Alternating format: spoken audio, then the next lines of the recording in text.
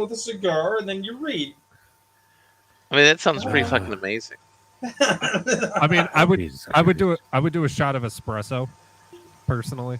Right.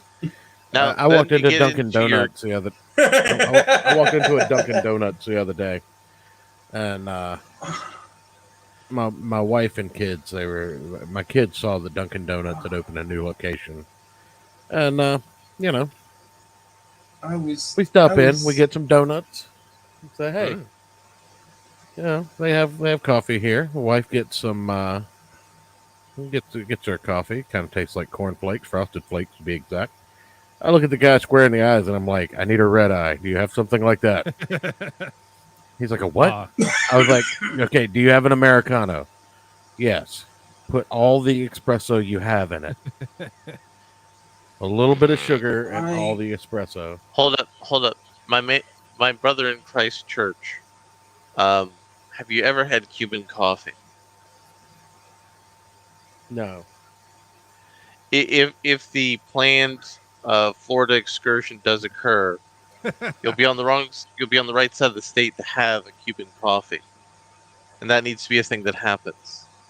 I was so displeased the last time, and indeed the first time I ever went to a Dunkin' Donuts, which Actually, was I itself. lied. Go ahead. I have had Cuban coffee before, though. There used to be a little Cuban spot up where I used to work, and you could get a Cuban sandwich, a pressed Cuban sandwich, and you ask for a Cuban coffee, you expect a cup of coffee. They give you this little tiny espresso cup, and you're just like, "What the fuck is this?" And then you drink it, and you're wired for like the next 18 hours. It is to coffee what ouzo is to alcohol. Oh no! You don't understand, Road. They'll actually cut Cuban coffee with ouzo down in Miami. Oh Jesus! What? Wait. There's a lot of old people in Florida. How are people not just dropping dead of heart attacks down there? They do. A lot. Well, that's what cardiac medication is for, Ayrton. So what you're saying is I go to Miami, I go into a Cuban coffee joint, and I say I want a Kevorkian, and they know exactly what I mean. This is your stimulating content, ladies and gentlemen. So, I mean, which of the many topics are we going to open with? We got a lot of stuff to talk about. I mean, let's go in order. I mean, I think we get the Ethan's out early. I mean, do we want to do that, or do we want to go straight into Obi-Wan Kenobi and save the Ethans for the end? I don't know. If we save the Ethan for the end, there's a good chance we won't get there. Let's pimp ham the Ethans right off the bat. Yeah. All right. So, we come here today to discuss the ongoing Comicsgate drama that is just Ethan Van Sciver. Real quick, Comic Book Hut is still a bitch. We'll get there. Okay. He is. I never interacted with him. He blocked me because I came on this show. Yes. Yes. He blocked me. Wait. He outright blocked you for this show existing? Yes. No. He blocked me because I was on this show at the time I tried to interact with him on Twitter. Comic Book Hut hates us, Rune. You don't understand. We have a history with him. No, I appreciate that I apparently have gained enemies I don't even know exist. Yeah. In fact, here's the fun part. Even though Comic Book Hut hates this show, if he wanted to come on here with his failed comic book project, I mean, I'm not saying we could have helped him succeed, but we would have at least, given him a fair shot. No, we wouldn't have. I would have called him a bitch to his face. No. It's actually both. You would have both called him a bitch to his face. We would have done nothing but give him the red ass, but we would have let him promote his book because why the fuck not? Because it's an open marketplace. Well, again, see, this is why we have to do these things early, or else they'll never get done. So Ethan Van Sciver has decided to start yet another drama within the indie Comicsgate community. This time with Doug Ernst, if I'm not mistaken. Yes, Doug Ernst, who, unlike Ethan Van Sciver, has had multiple comic book campaigns come out on time with high quality art and comic production. And apparently consistently delivers at least somewhat close to on time. And he also started a comic book company with Tim Lim of Black Ops fame. Yep. So Ethan does have something. Was ghostwriting Comic Book Hut's material, if Ethan Van Sciver is to be believed. So well, I mean, we also Comic Book Hut isn't clever enough to actually write anything. And he was also a full-time journalist for the Washington Examiner. And he had a full-time YouTube channel talking about comic book issues. I mean, he kind of losing me on the being a journalist thing. I'm not going to lie. I mean, he occasionally writes articles for the Washington Examiner.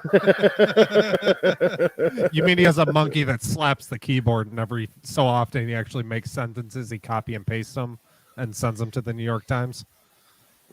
Now, again, I have had positive conversations with Doug Ernst on Twitter. And I like Doug.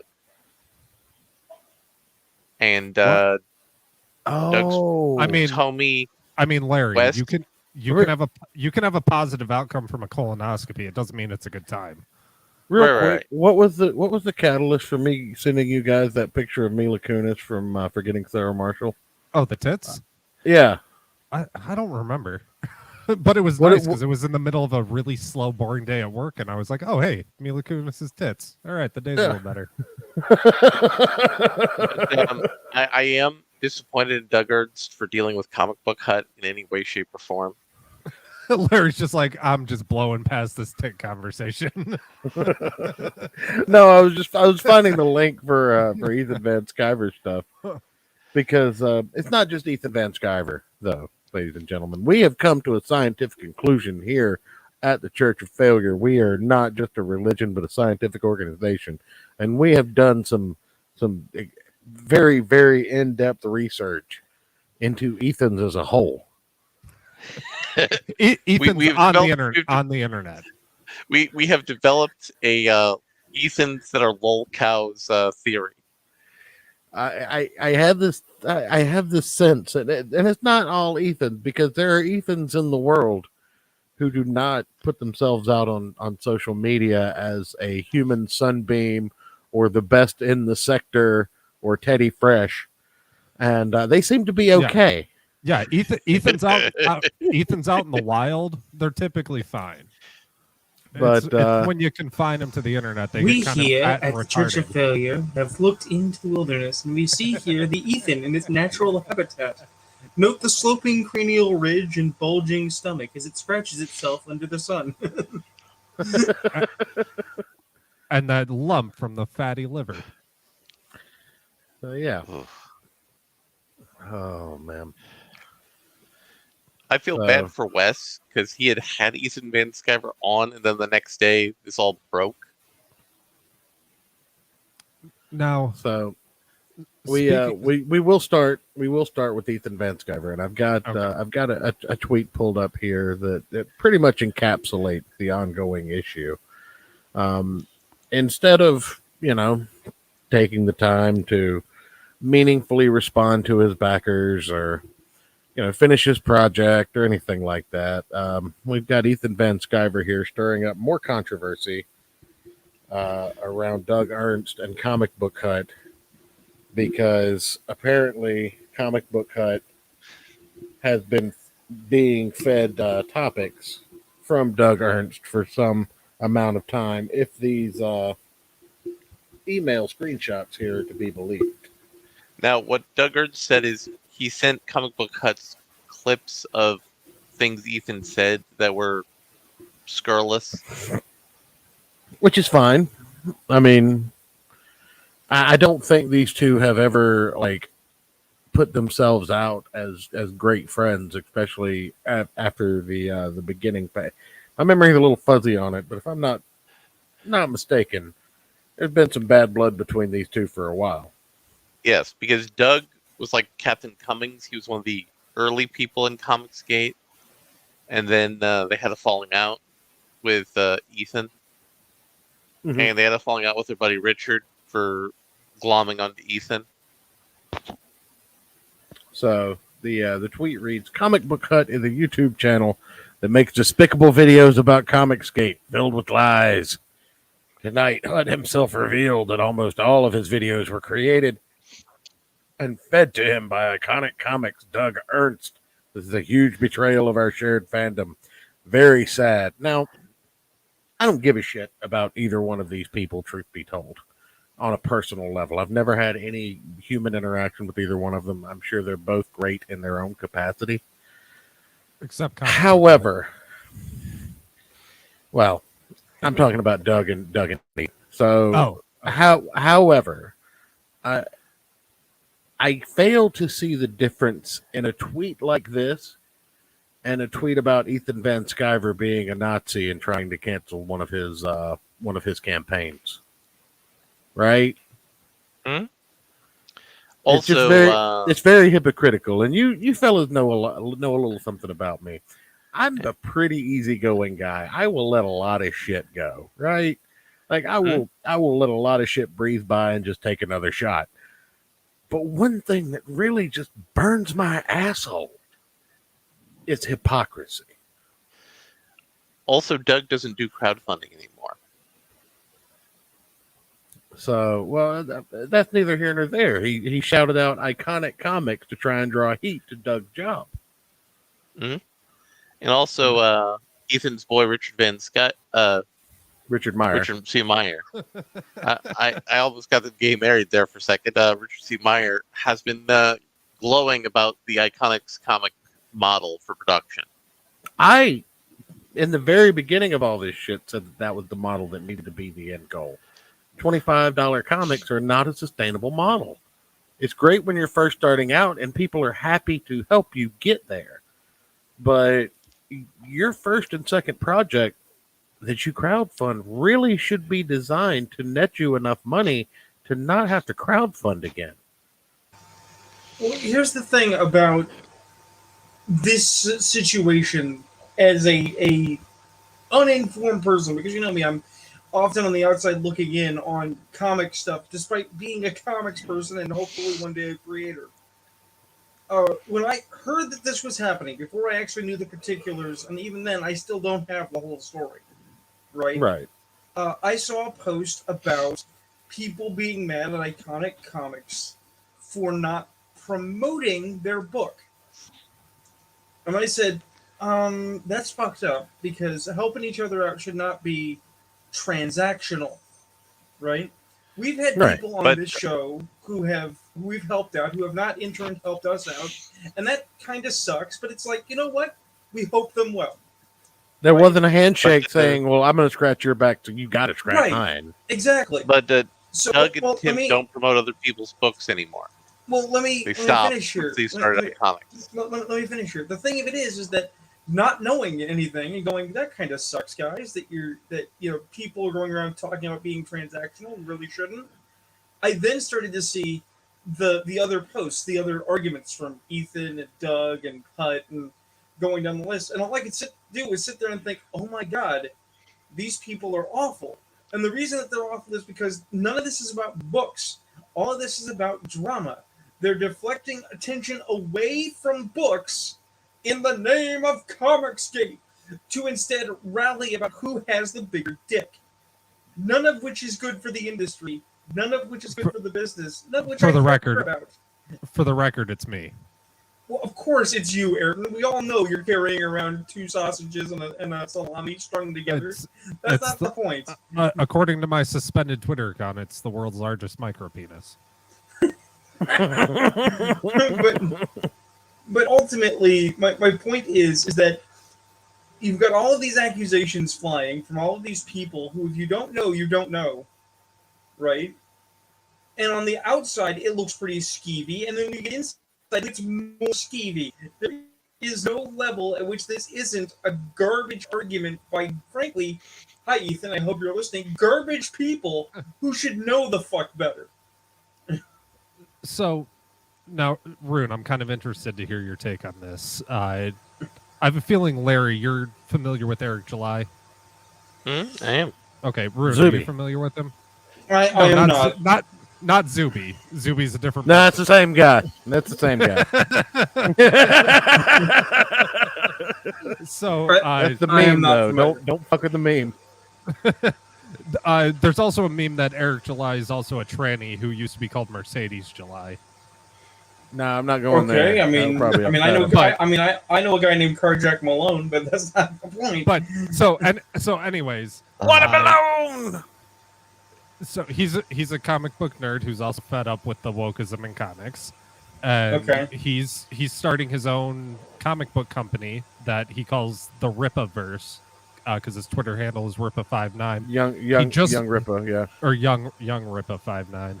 Okay. He just posted, I think, a couple days ago. He has his warehouse stocked with merch for his new company. Now, would you say maybe this is the better way to do things? He talks about, because he's an anarchist libertarian. That's why I started watching him. But he talks about parallel economies, right? So you have the Marvel, DCs, the Disney people, but we need to, instead of trying to infiltrate into comic books, into the comic book medium that there is now, we need to just create our entire own separate industry with hookers and blackjack. Okay, and so that's what he's actively doing. So like, three he's things. actively building his own company to be able to properly produce material. So there are three things about that. The first is that I've been on other podcasts where we've talked about this question of merch versus book. Okay? And I do err on the side of you need a book. Okay? But I also freely state, if you're doing a promotion, which is what crowdfunding is, you will get farther if not only do you say, I have swag, but you have proof of that swag exited. Right?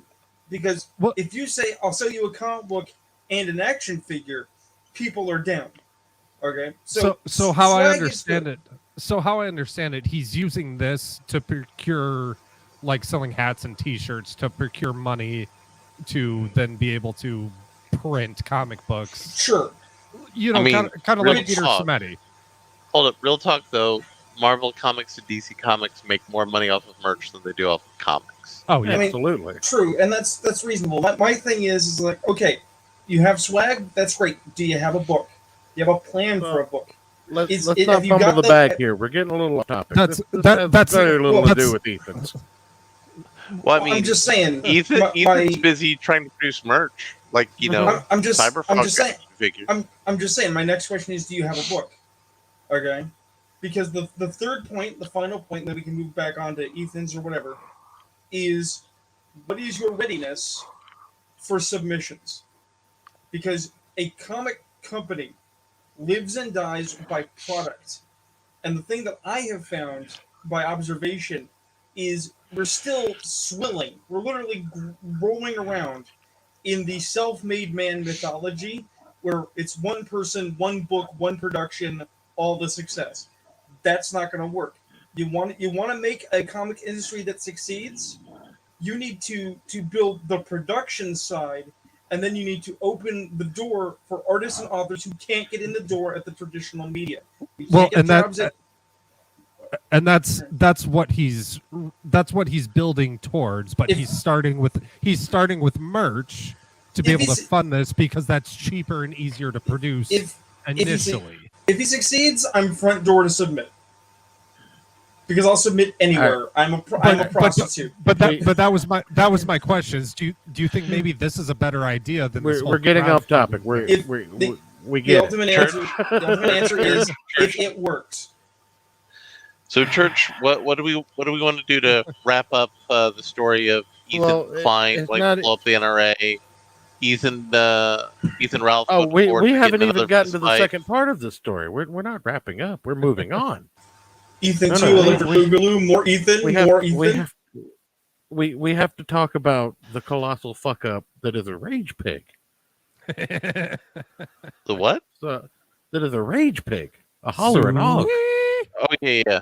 Yeah, I mean, he's just going down to Florida with No, Baked no. Alaska. No, you forgot about what happened earlier this week. Which thing happened earlier this week? So Andy Worski goes on the Keno Casino and announced that he's going to be on KSI's next boxing card in London. A fight which Ethan Ralph very well could have been involved in, making thousands of dollars to just show up and get rocked by Andy Race Worski. But Ethan can't throw a punch. Well, it doesn't matter. He wouldn't have to. He'd still get a bag. Or No, it does, because no boxing promoter would let, a fat, unhealthy person just get punched on by a healthy person who's an actual fight competitor. Did you see the first YouTube boxing bout? Did you see John Scarce in that ring? Someone put gloves on that boy. Sir, I call your attention to the phrase waivers.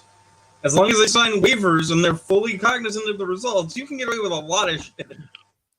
yeah, but one good shot to the Keemstar looked at that video of Ethan getting beat up in Portugal and said, "Listen, man, I can't in good conscience get you on this card." and, come on, one good shot to his liver, No, that thing's well, gonna pop and he's gonna die. No, I will say that Keemstar reached out and said, "You've got to start training immediately if I'm going to put you in a fight with the actual." But anyway, and Ethan said, "I'm the top of the sector." Our good friend Quarantine Coof over on Twitter, the good close friend of Mr. Mediker, gave us an update that Nick Rekieta has become one of the most successful streamers around. Andy Worski's starting a semi-pro boxing career. What's next? Will Capitalist Ghost win the lottery?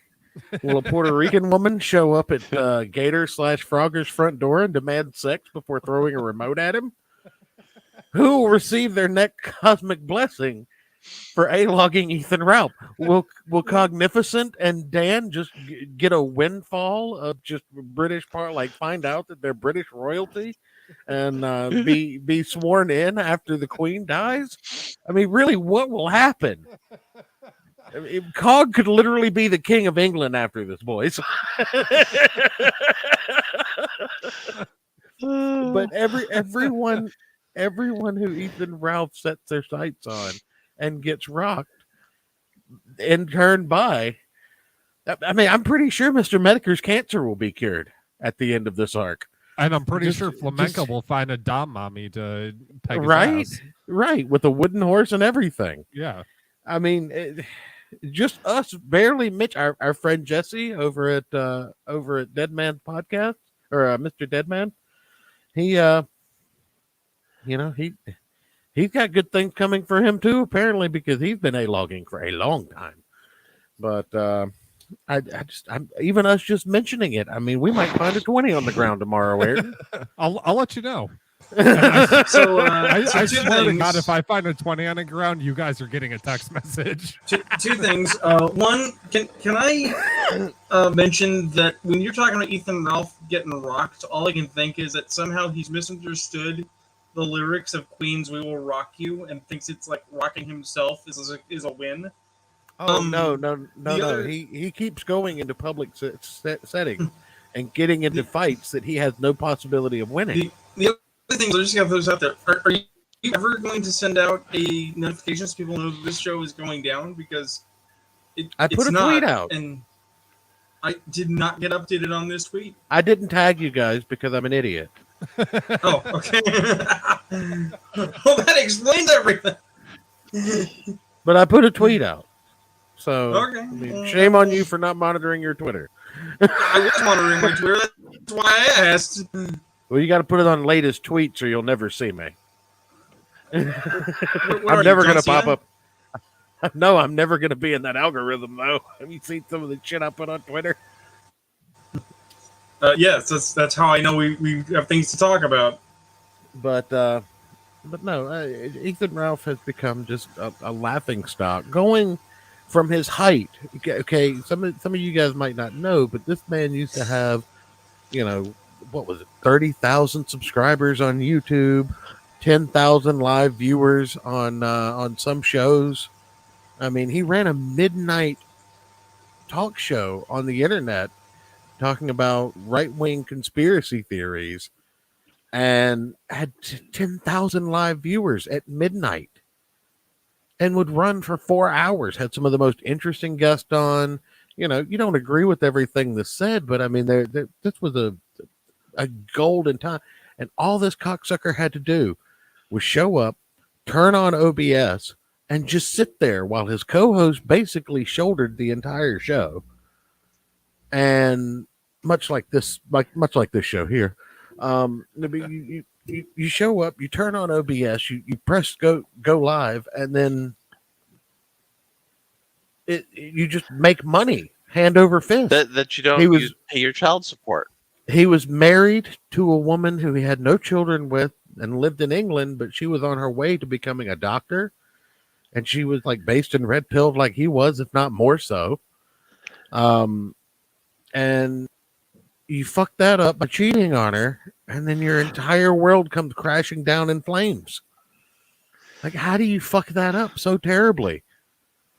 And then one of the first people he ended up destroying as part of his rise to glory, Mundane Matt. Redemption Art. Well, that wasn't one of the first people, but that was one of the more notable recent events. I'll give you. But Mundane Matt got a redemption arc off of Ethan Ralph. Right, yeah. So I mean, add that to the list. Fucking Mundane Matt back on the radar as someone with not so bad takes all the time. But no, they're just boring takes. Well, still. And then last but not least, you have Ethan Klein, aka Teddy Fresh. I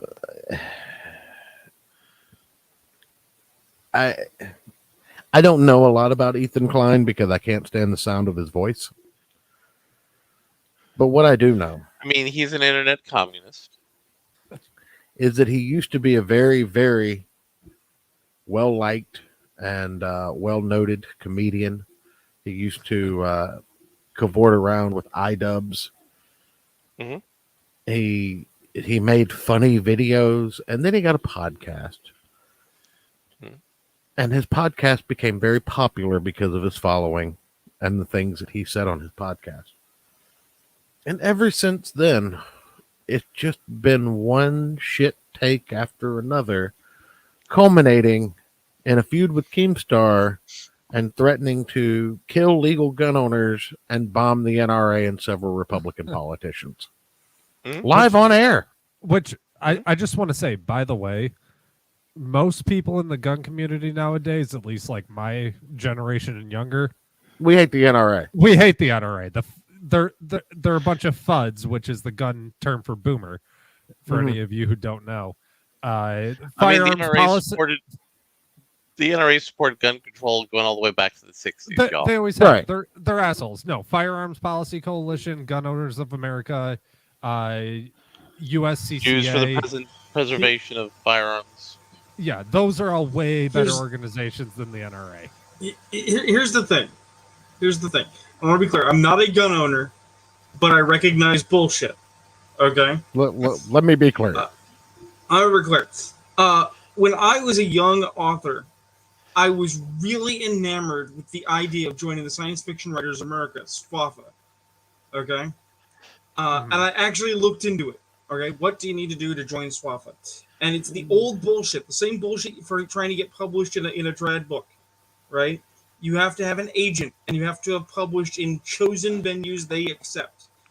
If you don't have those things, you can't join. But you can't get those things unless you have something like SFWAFA and its reach, its organizational connections to get you contacts, to get you in the industry. Hey, but like if you were to join SFWAFA, you can molest several children, and they'd cover it up for you. I mean, that's an entirely different thing. What I'm getting at here, though, is that the NRA... But they did that, though. The NRA is the same kind of grift. The NRA is gun owners who want to own guns, who are for gun control because they're the only game. No. The NRA is lobbying front for the gun manufacturers. Let me finish.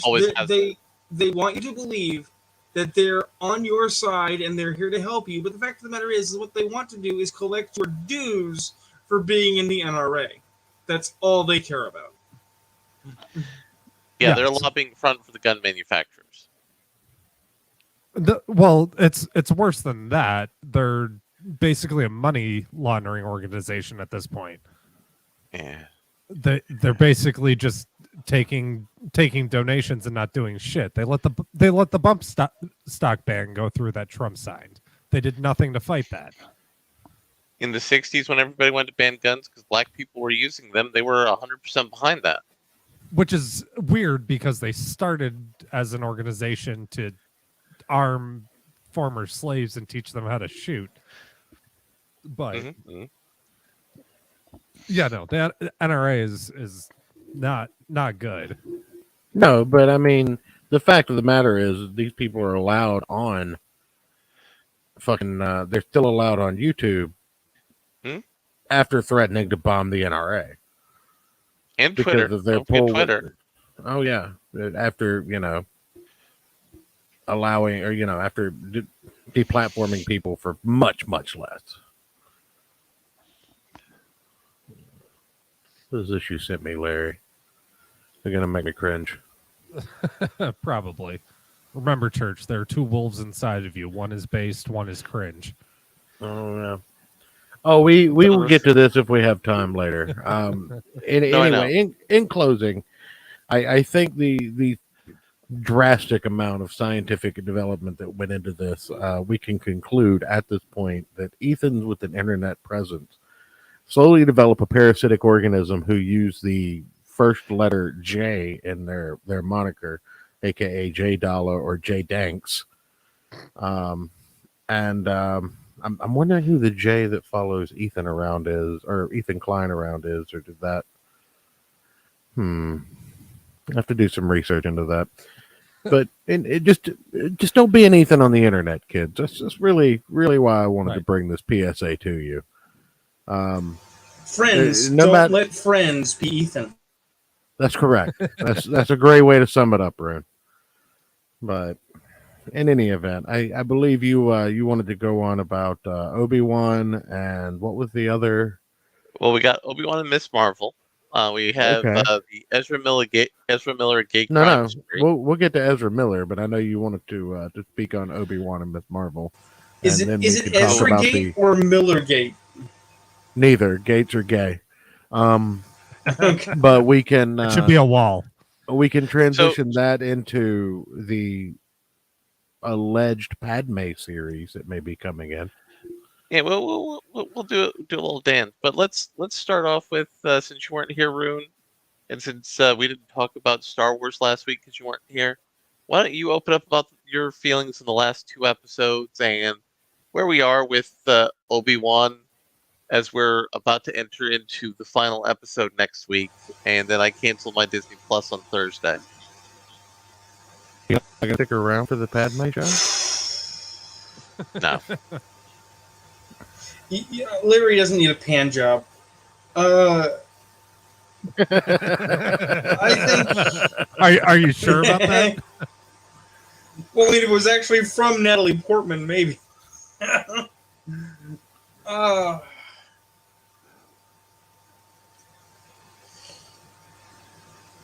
Very insightful, Rune. Thank you very much. No. I mean, it's difficult. It's difficult because Larry and I have not diametrically opposed positions, but very much I'm glass half maybe full, and Larry is solidly half glass fucking empty across the room. Hold up. You start with your 4 and 5.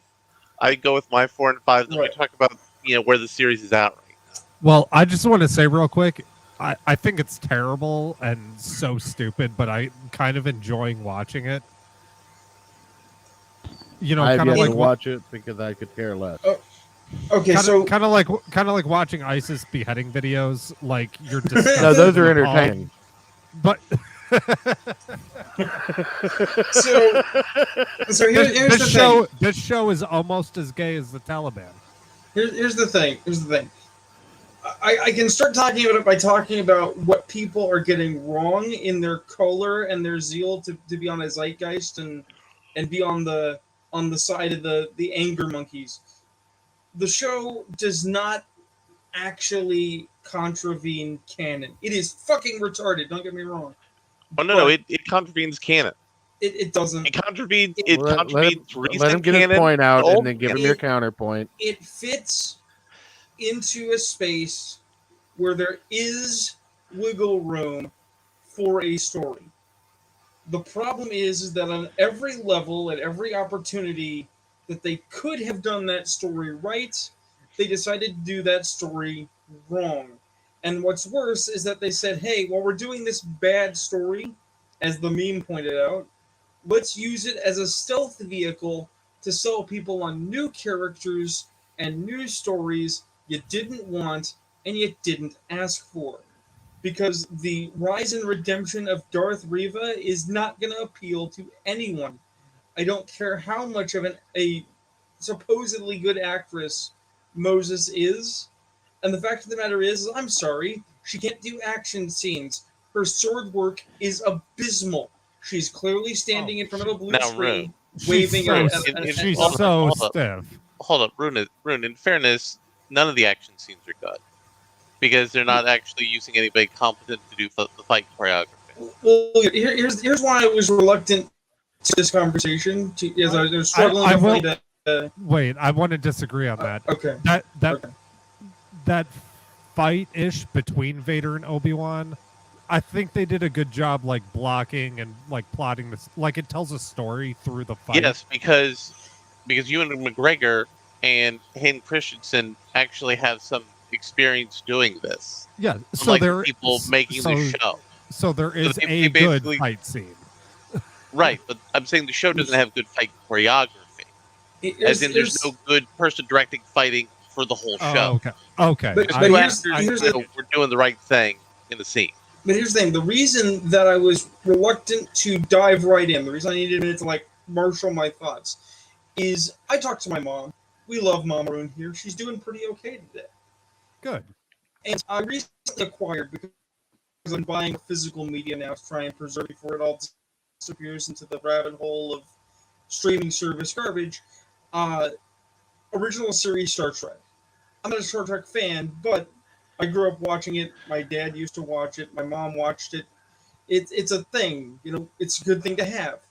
So my mom is watching original series Star Trek, which, whether you like or not, always had excellent writers, excellent direction, solid storytelling, from a design and creation standpoint, right? I'm not going to say whether or not these people are good, but I will say that anyone who is good on it, anyone who's actually got some level of talent, the problem is they're too fucking young for the properties they're working with, right? Because they're what, 20s, 30s, right? Whereas the writers on Star Trek back in TOS days in the 60s, TV writers in the 50s, and were possibly pulp writers in the 40s, right? They were. But you're burying the lead, Rune. Hold up, you're burying the lead, Rune. The guys who wrote the original series Star Trek fought in World War II. They fought in Korea. Right, but it's not life. The thing is that haven't experienced life. The thing is, it's not a military makes you better argument. Okay, you don't. No, that's not what I'm saying. I'm saying they've experienced life. These people haven't. Sure, you've experienced more life than these people have. But what I'm also saying is that it is entirely possible that some of these, drunken monkeys, okay, might in 10, 20, 15 years, some combination of time, actually have absorbed enough life experience to be qualified at what they're fucking up right now. We're watching them learn. They're not going to be allowed to do that because the movie studios and TV studios won't hire them because they'll ask for too much money. But that's the thing. We're watching them learn how to do the job in real time, and that's why it sucks. Because the fact of the matter is that as bad as keep the job. The thing is that as bad as the Obi-Wan show is, and it is fundamentally not good, right? When people talk about, well, it's just okay. I mean, it has some good things. Yeah, I know what those good things are because I'm a starving artist over here in Writerville trying to make my bones. Sometimes I will have a single scene that is great. That doesn't mean it's enough to sell an entire product. As much as we want to shit on Obi-Wan episode 4 and episode 5, although really it does feel like season 4 and season 5, the fact of the matter is that there are elements that were good. I actually was impressed. I actually almost gave a shit when you've got Obi-Wan standing up against the door holding it shut with his brain, and you've got Reva on the other side trying to open it with her brain, and the two of them are in psychic communication about being present for Order 66. That was almost brilliant. But the thing is, everything around it's so fucking retarded that it doesn't shine through. Well, I think, Rune, you need a little bit of a thesis for your narrative structure and your deconstruction of the project. So let me help you out here. So episode 4 was a callback to the most recent Star Wars game because it was set in the location of the most recent Star Wars video game, and it's where most of the budget went. So Leia was kidnapped, and she was at the place that you knew if you played the video game, which was pretty popular with people who played the game. But did anything that happened in there make sense? No, including the Scooby-Doo escape scene. And Darth Reva gave Darth Vader his brilliant idea for, A New Hope on how he was just going to let Han Solo escape, as opposed to Darth Vader, having an intelligent idea. And we just say, man, antagonists can have intelligent ideas. They can be competent professionals. Who knew? No, because of George saying all these stories need to be like poetry, they need to rhyme, and everybody's saying, well, we need to be more like George, so we're going to be doing these callbacks without understanding that a callback doesn't have to take power away from a character. It doesn't have to take agency away from a character. It needs to just be something that people go and say, hey, that's kind of like what happened in that other movie. It'd just be a thing that people go, oh, that's pretty good. I like that. But no, that was stupid. Interrogating a child was stupid. A trained Sith Inquisitor failing to mind rape a child was stupid. Their mind raping a child was stupid. It was just badly constructed. But because she's a Skywalker. She has the Force. She's still a child. And it's just dumb. And it's also a callback to what happened in A New Hope, which again is just lazy. I will credit 100% that the interrogation scene was ass. And the reason the interrogation scene was ass is even if we put aside the particulars of it, right? Reva's question was, what are the rebels up to? What is the path? How the fuck do you think a child is going to know that? Yes, we told all of our plans, 8-year-old children, no one will ever interrogate them. Yeah, the correct answer for her to be going like, lady, I'm 8. But she Scooby-Dooed out, and then we had Darth Vader acting like a complete and total psychopathic boss, because again, Vader didn't just randomly torment people who were his underlings. They would fail him, and then they would die. That was how Vader's character was written. So they start character assassinating Darth Vader in this scene, which again, it is a great way to make a Star Wars product. And this all happened so that they could lead to episode 5, which is a callback to The Last Jedi. And that's a bold choice they made, calling back to The Last Jedi. And as Rune said, there were good elements of this scene. Reva, who's going to have a spin-off series, we finally got to know her motivation in the next to last episode of the series. As opposed to establishing her motivation in the beginning of the series, when we could have been said, oh wow, she's actually evil for a reason that I can relate to, and then I can be interested in what her character does. But I mean, we knew she was a little girl, though, right, from the beginning. Well, hold up, we're gonna get to that in a second. The thing is, as I mentioned to you in a 1v1, my problem is, and the reason that I am not more charitable, but I'm more restrained in my abject judgment of the stupid, is some people are getting on the high horse, they're getting mad, they're getting outraged, and they're saying, well, this is wrong, but they're not actually thinking about the materials that they're talking about. There's a scene where Darth Vader grabs a ship in flight and pulls it down to the planet's surface before it can get fully off the ground and smashes the shit out of it. And people were like, Darth Vader couldn't do that! That's wrong! But as I have mentioned, there's a Dark Horse comic, Extended Universe, that shit they say isn't canon anymore, where a Sith grabbed two suns in his bare hands with the Force grab and smashed them together to destroy ships that were chasing him. And it's also a callback to a video game. The economy of scale is such that it is irrelevant to say Vader can't be mad enough to grab a ship. You're asshole, he can't. and it's also a callback to a video game. Sure. But let me get back to episode 5, because again, they decided to redo The Last Jedi, which was a bold move. Vader followed in, and they had a framing device that once I saw this, I'm like going, oh, you had some idea about what this story should have been about, but you just were doing it kind of in a way that seems like the network just told you what to do. That Disney said, listen, I need you to grab as much stuff as these mouth-breathing, popcorn-eating Star Wars fans. Well, remember to make them feel happy and keep being subscribed to Disney Plus. Is that the secret, Larry? Did you just need an excuse to do Papa Mouse? I mean, Larry, this is your show too. If you want to just do a imitation of Mickey Mouse, you can just do it. You don't have to go through this whole thing of making us watch a stupid show to review it. Well, no, that's just not so what we're watching. Just so 2 episodes later you can do an impression of Mickey Mouse. You can just do it. It's okay. No, I was doing it because it was funny. So there was I need more Darth Mouse in my life. Yes.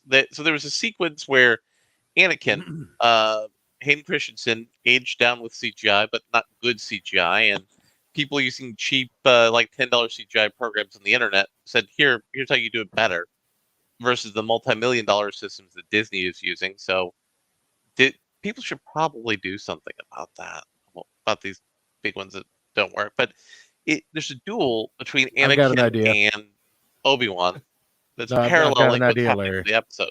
Okay. That we could fix badly rendered Hayden Christensen. You ready for this? Okay. Let's use Ugly Sonic. I hear he's rapping. Filming with the FBI ride-along. Actually, let's talk about something very interesting here. So, for the entire episode, they used deepfake young Hayden Christensen, and it's actually, I'm going to disagree with Larry, it's not that bad. It could be better. There's better stuff, but it's not awful. Better stuff you can do. No, what's bad is toward the end they have a face reveal of Anakin Skywalker mid-Order 66, lit by his lightsaber, right? And he looks so old and so fucking weird and not right. Well, it's because the dark side ages you, Rune. Right, but the thing is, he never had any physiological evidence of that except for his angry eyeballs. And why wouldn't he have looked old in the rest of the Revenge of the Sith? Like, wouldn't he have looked old and angry on Mustafar? No. The thing here is that literally, that's just his ugly Sonic face. So they had so Ugly Sonic was in Obi-Wan as Darth Vader. Regardless, so the whole thing comes down to the core of what was Anakin's problem and how George directed Hayden Christensen. That Anakin's central flaw is his need for approval because he lost his mother and he never had a father, and so he sought the approval of Obi-Wan, of the Jedi Council, and that's how Sidious corrupted him, and that led to him having an overwhelming desire to win and to be aggressive about winning. And Obi-Wan says, your pursuit of victory and approval leads you down to ultimately losing. And that was interesting. And that could have been something that they could have set the tone with in the whole show.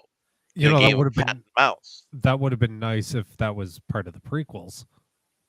Yeah. I mean, it was, but it wasn't like said overtly. It was something you had to get. That was because we can't infer that the prequels weren't art. What are you talking about?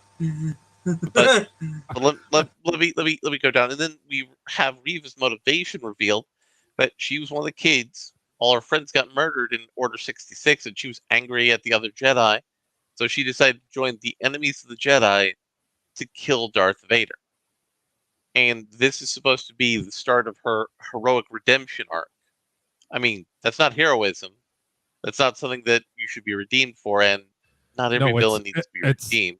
It's heroinism. Exactly. You know what the irony is? Seriously, because I was just talking about this with somebody. That is a plot line in Vampire the Requiem.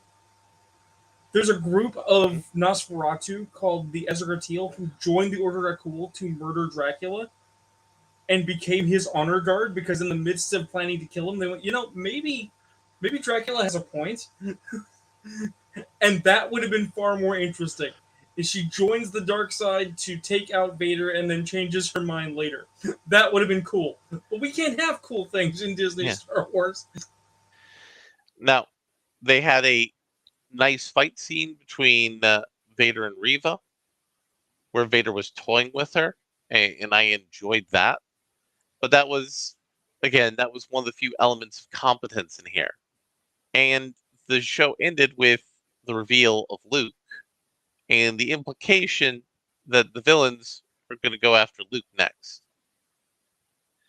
And episode 6 is going to further break canon, as we've already broken the Dave Filoni canon in this series. And then we said, no, we're going to double reverse trick you by having it not be broken, by having him say, oh, I didn't actually get stabbed through the chest. It's all make-believe. It's all smoke and mirrors. And they broke the Clone Wars canon. They just broke all the canons because, again, they don't have a manageable timeline. But let's talk a little bit about the series from soup to nuts, because we all know where the series is going now. We have Obi-Wan, who's struggling with his faith as a Jedi. This is a good idea. Yeah, I like that idea. We have a youngling who survived, who's bitter and angry, and seeks the path of vengeance, which isn't what a Jedi should do. That's interesting. We have Vader wanting to kill Obi-Wan because his mentor failed him. That's also interesting. The line that they had in the show, it's like, I wish you killed me, or something to that effect. That's also interesting. There are interesting ideas here, but it's just slammed together. Old Western gunslinger Obi-Wan. Another interesting thing. But again, it's all slammed together with a bunch of stuff. And I just want to throw out there, Owen being the voice of goddamn reason was beautiful. Yeah. But again, it's more focused on, hey, let's throw in cameos with these celebrities who are fans of the show. I enjoyed their own shows. I kind of enjoyed the Flea as a bounty hunter. And all of this stuff is kind of dumb.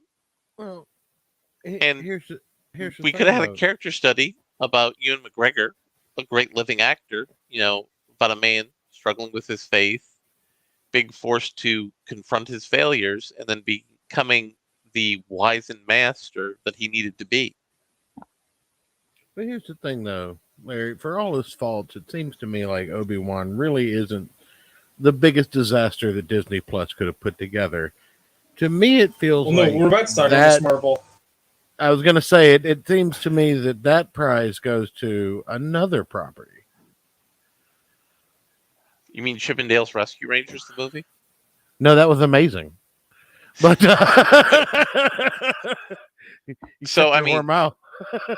first, my response to this article is, what do you expect? Miss Marvel was not a popular comic book character.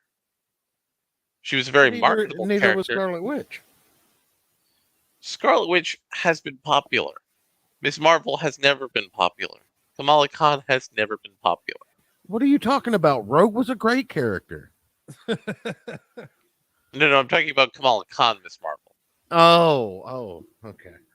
Carol Danvers, Miss Marvel, has been a popular character. But Carol Danvers, Captain Marvel, Rogue was a good character. Well, no. Carol Danvers has been a good character in the past. But that was back when Chris Claremont was writing her.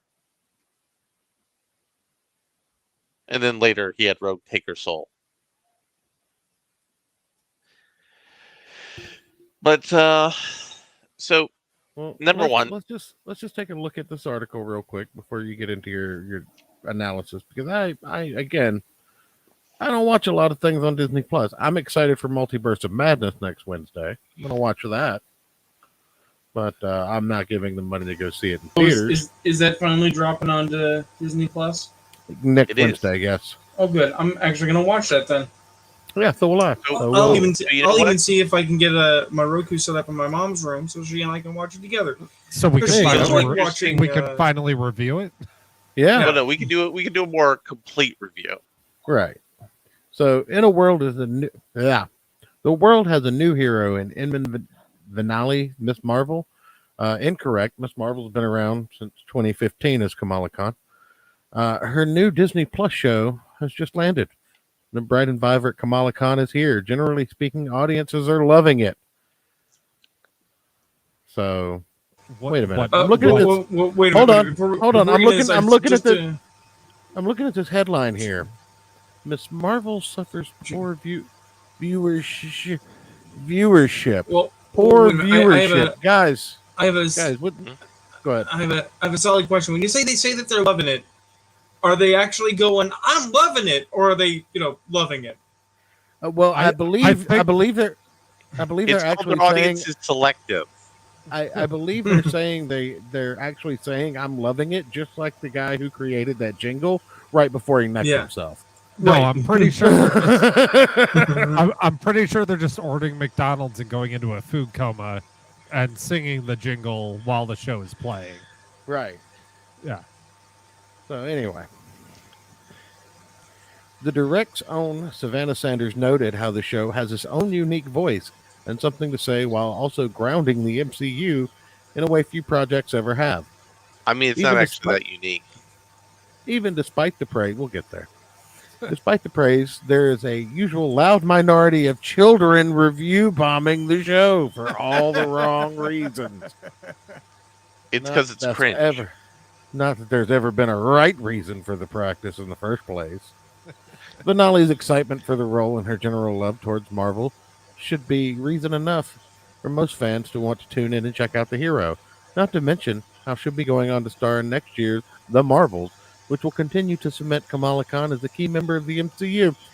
Not sure that's going to happen with the numbers the show's pulling, ladies and gentlemen. Well, no. The Marvels is already in the camp.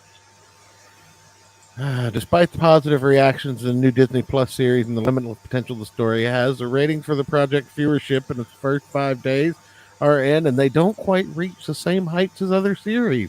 In fact, they're one of the worst that Marvel Studios has ever seen. So, Miss Marvel gets lackluster audience. So the lackluster audience is loving it.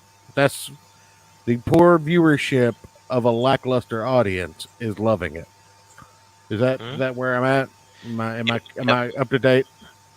Yep. Samba TV reported that Inman Venali's Miss Marvel did not perform well in regard to the number of viewers watching across the United States. In its report, the service revealed how only 775,000 U.S. households watched the premiere within the first 5 days of it being on Disney Plus. To date, that makes a new coming-of-age story one of the worst-performing MCU debuts on Disney Plus. The only series potentially behind is What If, though that project has only premiere data for its first day. For comparison, here's a 5-day premiere viewership for Marvel Studios' other shows. 1.6 million for WandaVision, 1.8 for Falcon and Winter Soldier, 2.5 million for Loki, Hawkeye at 1.5 million, Moon Knight at 1.8 million. Huh. Why Miss Marvel's viewership is so low? You guys ready for this? This is going to be some truth. They're about to drop some facts and knowledge on us. I'm just curious why they're not using the gender-neutral mix instead of Miss. Right? Anyway. Well, I mean, they don't call her Miss Marvel yet on the show. They call her the Nightlight. What? Okay, let Church keep reading. Ayrton, find me a GIF of someone making a noose real quick and send it to me. All right. I can just pull it up. one of the biggest factors going against Miss Marvel is that none of Marvel's other outing had to deal with competition. So it's competition. Star Wars series Obi-Wan Kenobi has this new installment premiering the same day and time. Didn't The Mandalorian go head to head with WandaVision? Also, that is fundamentally untrue. You consider that Disney Plus is the release medium, meaning that anyone who is watching Obi-Wan is watching Miss Marvel because they have both on the same service. It's not like I have a choice between Hulu and Disney, and I can't afford both. Fuck Well, you. not only that, but the way those numbers are generally calculated is off network television, because your ratings actually mattered back then. Because if you had a prime time slot, say 9 p.m. on a Friday night, you've got a lot of families sitting down to watch television because the kids are staying up. I approve of the fact that you're also bringing a Disney branded character into this, because Mo is part of the Disney brand now. Yep. So you had fucking ABC and Fox competing for what show would be number one at 9 p.m. The Monday Night Wars were a thing because TNT and USA Network were fighting for the best wrestling show during the Monday night time slot at 8 p.m. It got to the point to where one show or the other would start taking snipes and spurs during the actual broadcast. But like you remember when the Cosby Show and Roseanne were fighting each other? Right? Oh yeah. As to who was the real American Family story? Well, so here's an interesting thing. I was watching Red Letter Media, them talking about Obi-Wan, and they brought up the point that, back when we were kids, TV channels, they made their money by ads. Right. Every so often you had a 2 to 4 minute ad break, right? Well, how are these streaming services making money? Selling information. You have a monthly fee, and they just put a ton of shit out there. It's basically a buffet. They just give you a bunch of gym. They give you a bunch. It's like how your gym works. No, it's worse. It's like a buffet for entertainment. You pay one fee, and they just give you a bunch of shit that's not nutritious. It's not necessarily good, but you'll sit there and mindlessly consume it because it's cheap. Well, again, to Rune's point, you're on Disney Plus, so if you wanted to watch Obi-Wan Kenobi and Miss Marvel, there's nothing stopping you. You can watch both. I wanted to watch Obi-Wan Kenobi and Miss Marvel, and I did. Who's Miss Marvel? Mr. Kill Everything. I don't know if you're memeing or not, but it's Kamala Khan, the worst Mr. Fantastic of the Inhumans. Well, no. They accept probably. Well, but we'll get to that. With that in mind, I just want to mention, because it's pertinent to today. Today, I had an opportunity to see Miss Marvel because I had the time. Okay, and I prefer to see whatever we're going to be talking about tonight, so I can be caught up.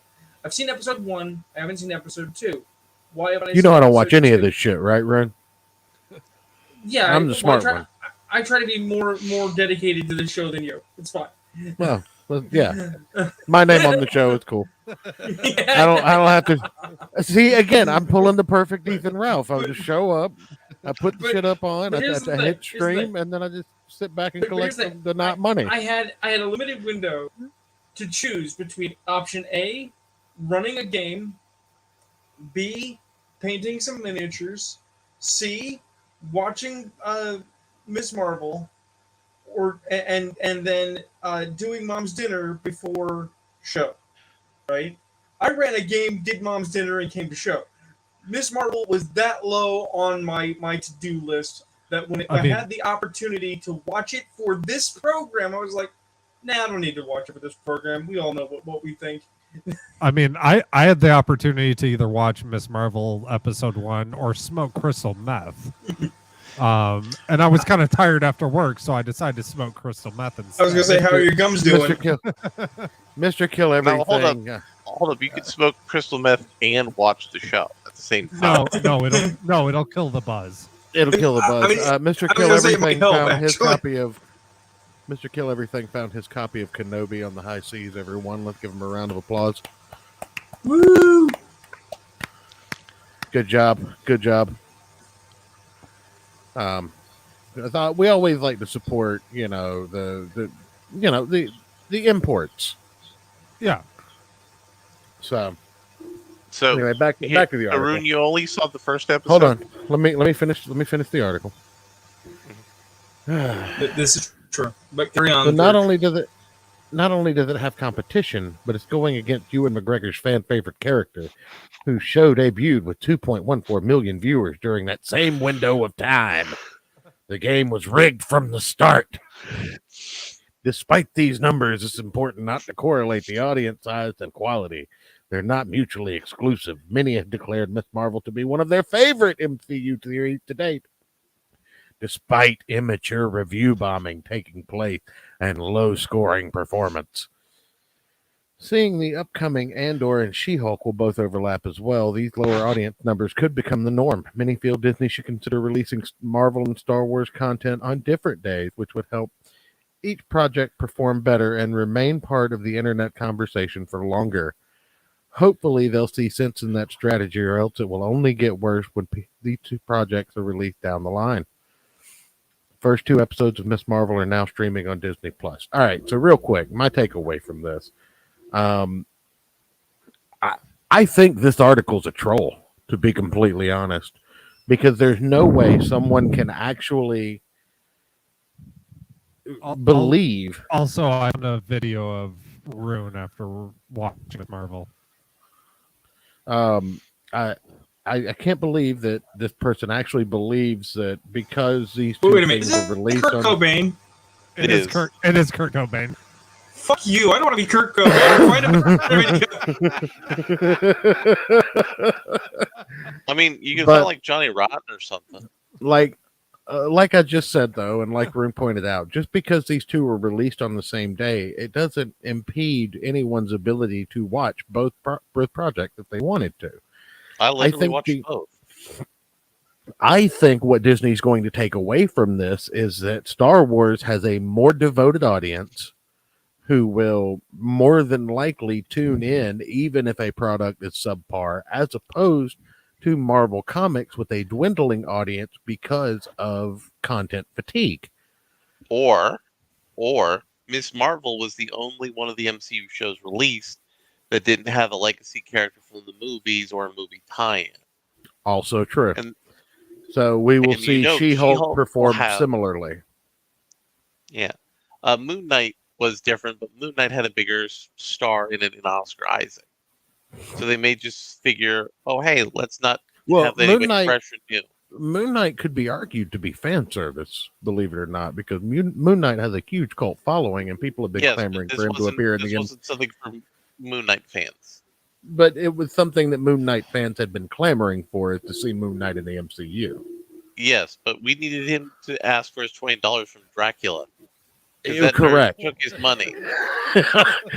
I don't even remember what the $20 was for, but it's the principle of the matter. Wait a minute, Larry. This is great. So if Ms. Marvel does bad, and Disney decides to do a quick course correction, maybe they'll talk Oscar Isaacs into doing a season 2 of Moon Knight to subvert our expectations that it was a mini-series, and we'll get to see Moon Knight in his boxer shorts with bunny slippers screaming about wanting just $20 from Dracula. Yes. I would actually go back and watch the show if they did that. But oh yeah. Let's circle back to the point. Oh. It's a new actress as the lead. Like, this is her first major thing. This is no tie-in from anywhere else in the MCU. They're not going to take any deeper meaning out of it.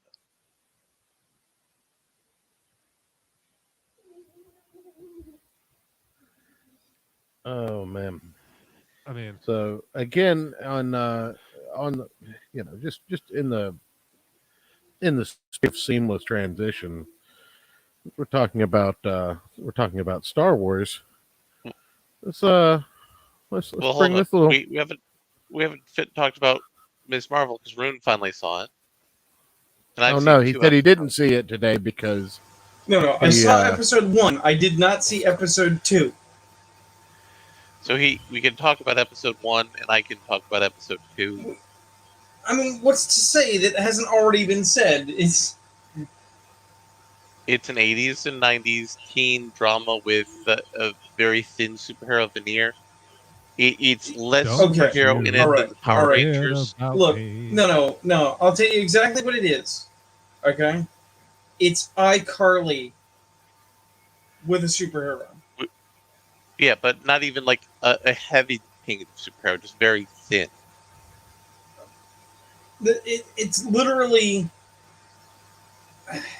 Disney knows how to do this show because Disney has done this show for 30 years. Yep. There are multiple versions of this show, all live action, all on the Family Hour, all on the Disney Channel, none of which any child watches. Yep. And I know that people are going to be like, but numbers and families, and it's like, no. There is a level of programming that families put on the TV and don't watch while they're having dinner, waiting for something else to come on. That's what that programming is. It might make the numbers, but it doesn't actually get watched. Because what kids want to watch is cartoons. And that's why Disney had to rush their own production into making a Disney Channel with just cartoons to compete with Cartoon Network. Because kids want to see cartoons. We like cute, moving animations, and we do not give a shit about families and hugs. The problem is, Rune, high school girls age out of cartoons. So they need shows like this that girls will like. No, they fucking don't. No, they do. No. It's well-known fact girls stop watching cartoons at a certain age before. No, they don't. No, it's a lie that researchers tell themselves.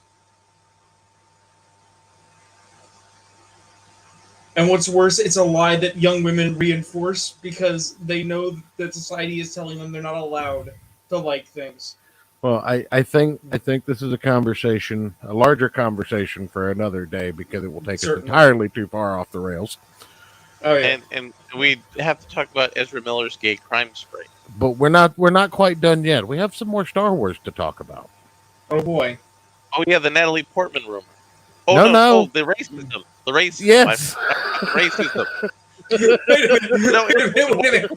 a minute. No. I love this. It's like we have more Star Wars to talk about. And it's like, okay, you mean the Natalie Portman? Do you mean the racism? You mean this thing? It's like, the racism.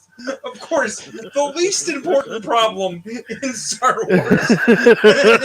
No. So this isn't an actual Star Wars problem. This is a Star Wars employee problem. So Disney uses racism. This is how I feel talking about this. I mean, you're getting excited. Somebody's strapping electrodes to you and pumping in racism.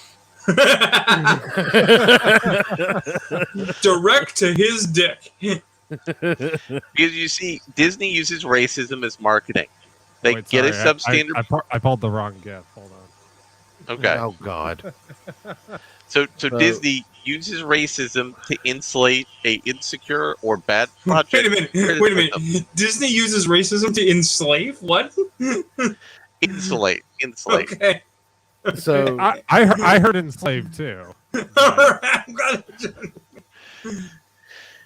I've given you. Oh no, it's the same gift, Ayrton. Oh no, it's not.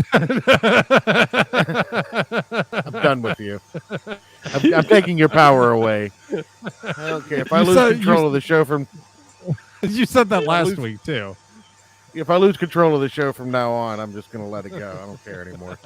So there are people who are being critical of Moses Ingram. Let's take a look at this. Let's go. The Star Wars Twitter account's recent behavior has emboldened their woke fans to harass anyone critical of Disney Star Wars. The worst harassment is happening to black YouTubers criticizing Obi-Wan's storytelling. Look at this disgusting racism they're enduring because of Lucasfilm.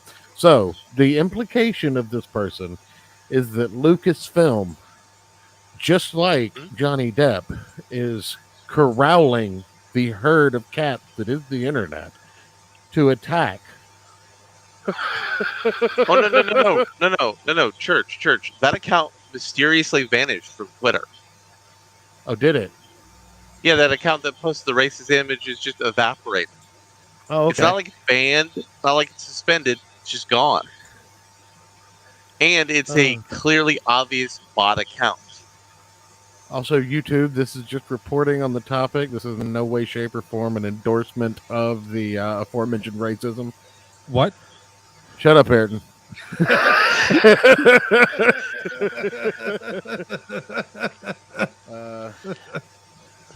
I mean, to be fair, Church, I'm only racist against Italians and Greeks. Oh, man. And Portuguese. Jesus Christ. Yeah. I mean, I can't stand them. They're some of the most annoying people I've ever met. And during all of this, Pablo Hidalgo, noted troll and Lucasfilm higher up, said that the Star Wars Twitter account was deserving all of their pay today when they were promoting these horribly racist tweets. Oh, Star Wars was somehow promoting these tweets. The Star Wars Twitter account was retweeting all of those. No shit. Do we have those screenshots? No, because it mysteriously evaporated. Huh. So weird how a major advertiser on Twitter had negative tweets vanish mysteriously. Even on the Wayback Machine. The Wayback Machine that remembers every fucking thing. The internet never forgets when somebody actually brainwashed the internet. You can the only evidence the are the screen caps. Yeah, the only evidence is the screen caps. That's frightening. So take it with a grain of salt, but we have live reporting here from Larry that this actually happened, and I don't know about you guys, but when it comes to Lucasfilm and Larry, I'm believing Larry. I mean, just a second here. You can also see there's more harassment that was promoted by the official Star Wars Twitter account, some of which still actually exists. Let's see what we got here.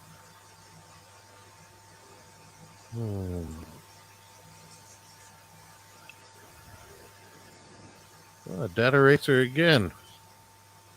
That's pretty. Data Racer is a good guy for aggregating content. You'll notice that I'm in the private mode because I'm blocked by so many people at this point. If I need this information, it looks like I'm gonna have to get it through other means. Also, I want to point to one of the other posts during this storm that happened with the official Star Wars Twitter. Queer characters existing isn't political. You mean like the characters you have in the corner of the Phantom Menace? Not the Phantom Menace, of the Rise of Skywalker, which you just erased when it went to China. You remember that? Oh, yeah. You remember how? Oh, yeah. And how they deleted black dude off of the poster? Yeah. And again, if you notice, a lot of these accounts all have mysterious bot-like tendencies that are all circulating here, and many of them are supporting other Disney projects. Now, I'm not saying that this is a official Disney botnet.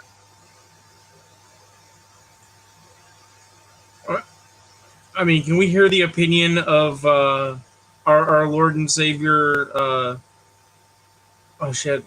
Why do I always forget his name when I want to make the joke? Because Disney's making the frogs gay. Alex Jones.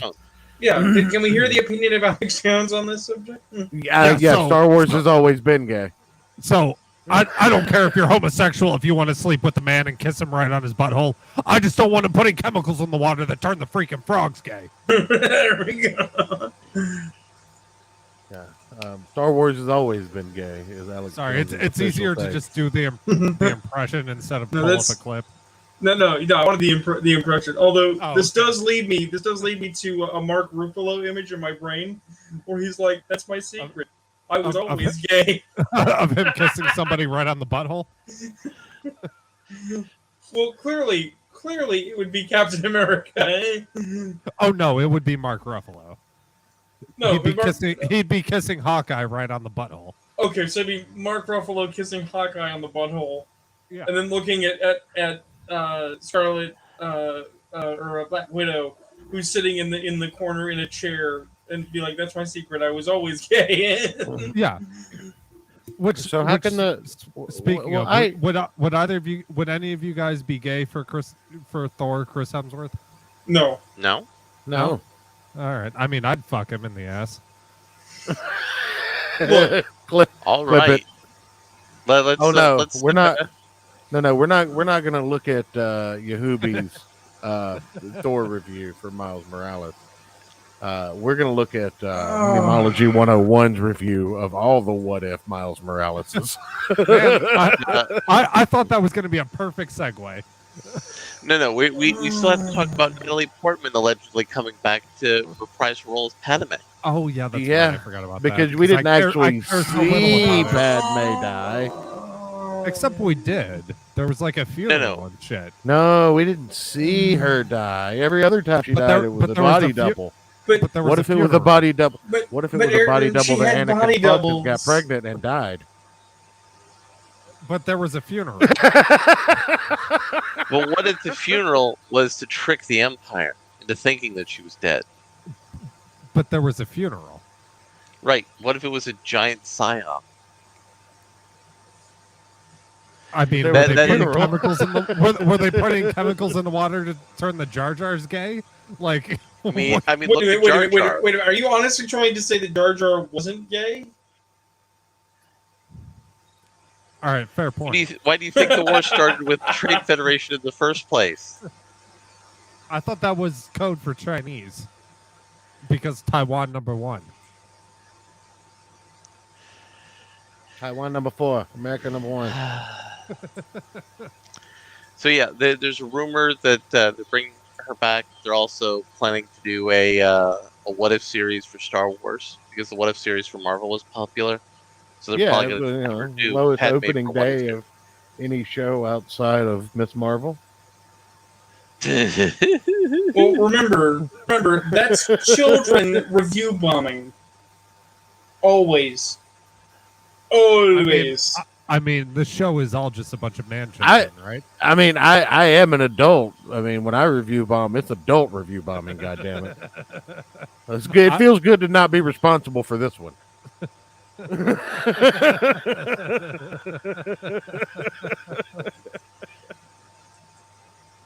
But no, what the fuck could Padme have to add to Star Wars at this point? Like, honestly, Natalie Portman's career is desperate. She's willing to work for less pay. no, that couldn't be true. She just No, she it is just true. had no. You don't understand, Larry. But she No, has Thor CGI now. That's not muscles. true. That's impossible.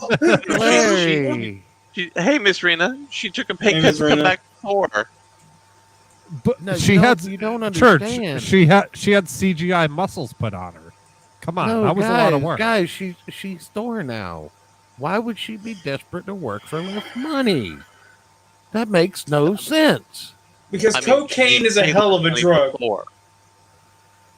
I have no doubt you didn't get a notification.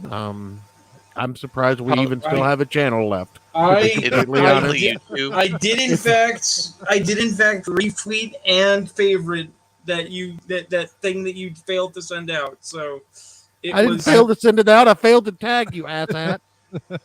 Yeah, you failed to send it out. Just admit you failed, Church. And Miss Rena, I'm suspended, so unless you follow my sock account, then yeah, you wouldn't see me retweet it. Oh, I mean- Jesus Christ. I mean, there are 2 people who liked it and 3 people who retweeted it. Right. I mean, that's And those people are Ayrton's sock account, me, and RuneKnight. so. Let's. I'm just curious who the other 3 viewers are because Miss Rena and Mr. Killing are the ones talking in here, but it says we have more viewers than that. I mean, it's probably anyone. It may be Comic Book Hut looking for something to flag. Oh yeah, that's right. Comic Book Hut, you little bitch, come on the show. Let's remember- let's have it out. Remember, I Or did it could invite be- Ethan. I did invite Ethan Van Sciver to 1v1 me, bro. So Did you really? you were here. No. Did you tag him? No, I called it out. I said, if you're listening, Oh. here you go. Church, stay away from the bottle and bond bourbon. Jesus fuck. I haven't been drinking. Oh, okay. I haven't had a drink all night. Go fuck yourself. How many during the day, though? None. Oh, okay. Yeah. Wait. Taking a break on the old liver.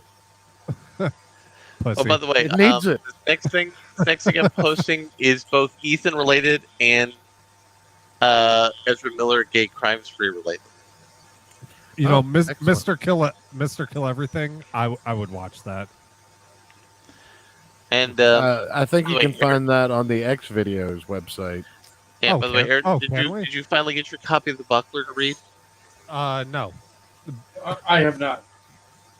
Yes, you do, Rune, because I sent it to you. No, that doesn't count. I appreciate that, but that is not my copy of the Buckler. My copy of the Buckler is a physical copy. Right, but I mean to read. Yeah, Because no, we need to do a review for our No, friend Dillard. I clearly read it. I'm just saying, it's like my copy has not arrived. The question was, did your copy arrive? Right, but we need to do a review copy. for Dillard. We do. Copy has arrived. Yeah, we need to do a review for Dillard because he's our bro. We will He is plan to do our that bro. next week because I again have Well- neglected to finish reading the book. We'll talk off air, Larry. Okay. I mean, I've already read the book twice. It's not that I don't want to. I just I have no time, I mean, guys. I mean, you have 3 children that suck your time away from you. I know the time of No, it's my job. I would love it if it was my children because I could just like put them in a cage or something. I have a pretty nice kennel for my dog, so it Right? works. I can get an So- igloo, So, put like a little wave pool in there. So, Church, are you saying that despite all your rage, it's just 3 children in a cage? Yes, correct.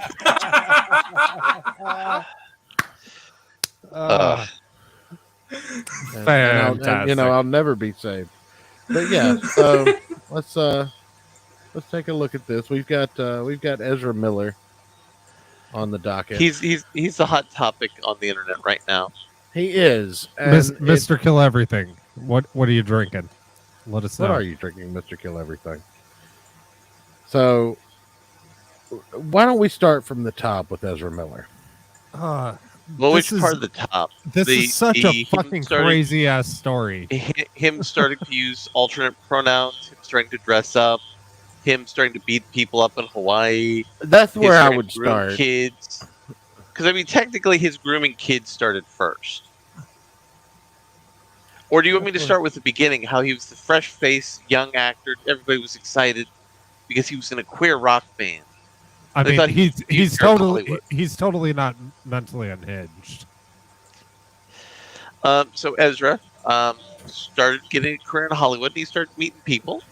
He seemed to particularly like to meet people of the Sioux Nation, who were young activists, and encourage them to be revolutionaries. Yeah, totally normal dude.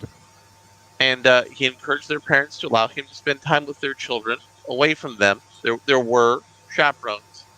And while there were chaperones involved, he tried to slip in the children's beds while he was taking the children out to events that were sponsored by Warner Brothers, his employer at the time. Oh, by the way, the executives at Warner Brothers who would have had knowledge of that. So almost like he was grooming? No, exactly like he was grooming.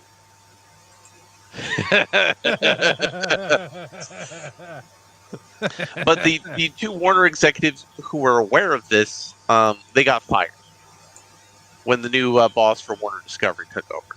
One got fired immediately, and one got fired a couple of weeks later.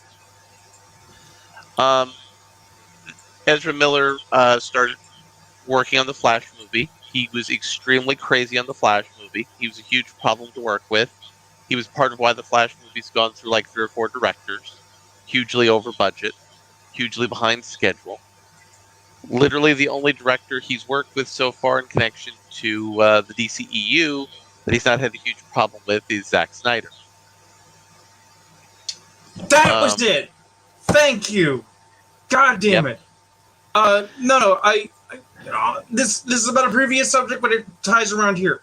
So, in the midst of Ethan Manskiver's bullshit with Doug and Hut, he made a skeevy post. It's somewhere on Twitter. Go fucking find it if you want. About bring back the Snyderverse. Am I right? Yeah. And I thought that was fucking vile. Because I'm not knowledgeable enough in the goings-on of the Ezra situation. You know, we're talking about it now, and that's going to be the primary source of most of my information that I haven't heard by the grapevine, right? But I'm like, dude, this is a potential grooming case with a kidnapped child, and you're going to play it for fucking points? Hold up. We're going to get to the kidnapped child part. There's a little asterisk on the child there. I know, I'm just saying, suddenly my retard brain went, that was that thing I was talking about. Yep. But while he was beating people in Hawaii, Warner Brothers didn't say anything. And then news about how these young Native American women he started hanging out. Native American women who also hung out with noted environmental activist Greta Thunberg and were part of the global environmental movement of young people protesting climate change. He started hanging out with them, started giving them LSD, started convincing them that they were communists. What? Started convincing them that they were gender fluid. It's about grooming a cat. What's wrong with you? I'm so done with you. You're trying to speed run us getting banned. Look, we don't groom on this show. We prefer to be well coiffed.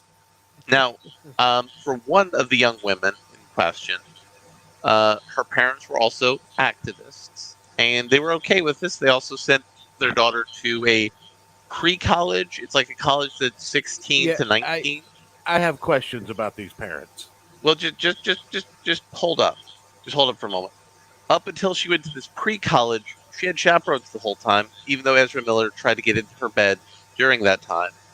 And Ezra Miller was only attracted to her after she decided that she was a gender fluid, male identifying person in a female body. What? That she was gender fluid, but she identified as male, but her biological sex was female.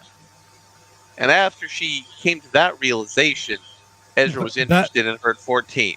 That math is giving me an ass ache. Okay. So there's multiple ways gender works with pod people. And there's your biological sex. That's one level. You then mean there's the only your thing gender that's real? identity. Just then there's your gender identity, what you believe you are. And then there's your gender expression. So Ezra decided he wanted to get to a bed of a biological 14-year-old female who has a gender expression and gender identity as a male. So a dyke? All right. Before we dig into this, I do want to mention something just to cut in under the CYA scheme. Mm-hmm. All right. Possibly part of the reason he was choosing members of the Sioux Nation. Native Americans, as a culture, have a divergent understanding of gender roles, different from mainstream American culture. That is not true. That idea. Well, I mean, there is. That idea of two-spirit was invented in the 90s. No, I didn't say that. I didn't say any two-spirit bullshit. There's other alternatives, but here's the problem here. Mm-hmm. The kid didn't believe in any of that until Ezra Miller started giving her LSD. There you go. And started telling her how she's a wonderful, powerful, revolutionary soul. Anyway, her parents are a doctor and a lawyer. So they're highly educated, very rich people living on the tribal reservation. And she went to this elite school that was within an hour's drive of where Ezra lived in Vermont. And then she stopped talking to her parents. And then when Ezra started going crazy in Hawaii, beating people up, they saw their daughter in the back of some pictures. And under tribal law, as an 18-year-old, they were able to say, hey, we want our child back because under tribal law, an 18-year-old is still a minor. Now, to serve a warrant on Ezra Miller to say, hey, we need you to not be around our child, they have to find Ezra Miller. And once this went into the legal system, Ezra Miller vanished. This is how I felt when when Larry was explaining the gender of Tanaka/Gibson. What? Yes, she was also on the promotional cover of a Marvel comic, by the way. Yes, she was. But let me continue. There was also another Native American child who is also 18, whose parents also filed for a restraining order. And now there's a 12-year-old child whose mother, after these first two children have come out, is also putting a restraining order because of the time that Ezra Miller went to her house wearing body armor and with a gun and started talking to her about cultural appropriation, wanted to kill her. And because this lady was a goth, she said, "What, are you going to suck my blood and steal my soul?"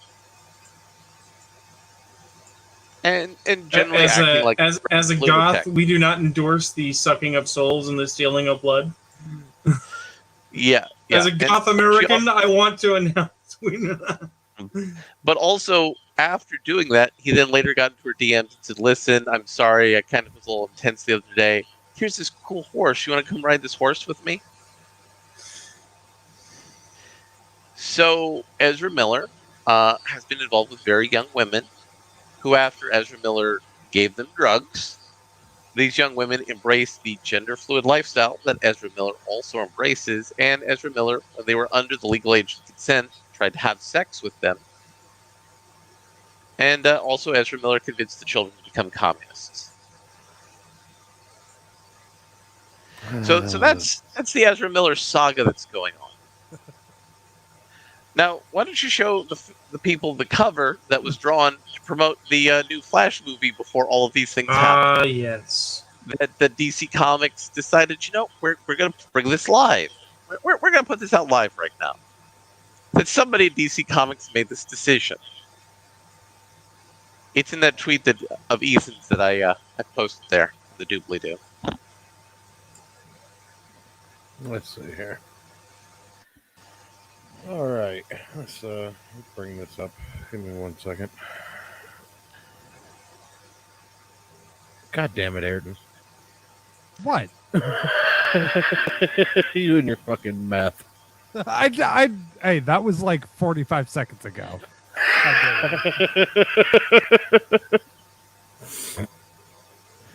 Actually, that's not even a really good one. Let me find a good one.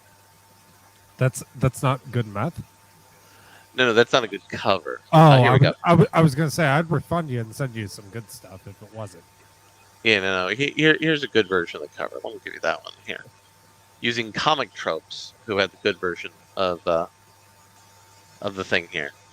It's better than the IGN one, because the comics trope one, you get to see the whole cover of naked Ezra Miller as Barry Allen putting on his Flash suit. Can we not? Actually, no, we can't. It doesn't matter. Remember that time we were reviewing the card alters and it was a covered woman with implied nudity? Oh yeah, we caught a strike on that. Yeah, they fucked us right in the ass. Okay, like I would do to the Thor. So the comic cover is Batman using one of his bat devices against a large muscle-bound dude lifting up a police car, and naked Ezra Miller putting on his Flash costume. But he's putting it on in such a way that it makes it look like he's having anal sex with the Flash costume. What? The way the Flash costume is positioned, it looks like it's a bottom, and Ezra Miller's looks like he's a top.